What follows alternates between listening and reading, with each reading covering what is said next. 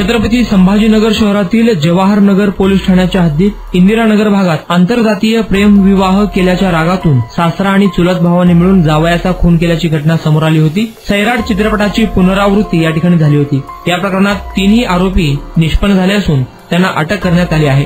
या संदर्भात डीसीपी नवनीत कावत यांनी अधिक माहिती दिली आहे।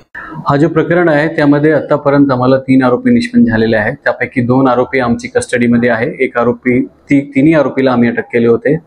एक आरोपीला सुरुवातीला अँटिसिपेटरी बेल भेटली होती। त्याची अँटिसिपेटरी बेल सुद्धा आम्ही कोर्टाला रिक्वेस्ट करून ती रद्द केलेली आहे आणि सध्या 2 आरोपी आमचे 1 ऑगस्ट पर्यंत कस्टडीमध्ये आहे। जे लोकांनी हा कृत्य केलं होता सगळे लोक आमचे ताब्यामध्ये आहे, कस्टडीमध्ये आहे। यामध्ये आणखी काही आरोपी निष्पन्न होण्याचे चान्सेस आहेत? चान्सेस आता तपासावर आहे। तपास जसा निष्पन्न झाला तर आम्ही तुम्हाला नंतरची इन्फॉर्मेशन देऊ। आपण काही मागणी केली आहे त्या आरोपासंदर्भात? मुलीला आम्ही प्रोटेक्शन दिलेलं आहे। बाकी तर तो तपास चालू आहे। मुलीची जशी मागणी असेल तो आम्ही त्याला मदत सहकार्य करू। म्हणजे 14 तारखेला माझ्या नवरा घराबाहेर पडला होता।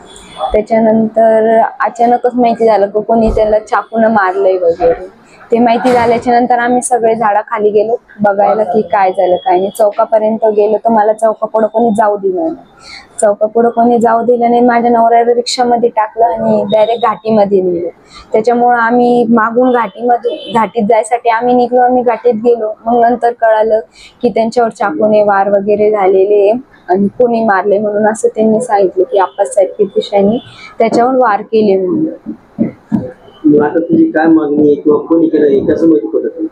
माझी हीच मागणी आहे की माझ्या नवऱ्याला न्याय मिळावा, त्याला फाशीची सजा भेटावी, हीच मागणी आहे। तुम्ही केलं काय केलं माहिती आहे? हो, सांगितलं होतं माझ्या नवऱ्याने की आप्पासाहेब कीर्तिशाईंनी चाकू मारला त्यांना। गीताराम कीर्तिशाई पण होते त्याच्यामध्ये।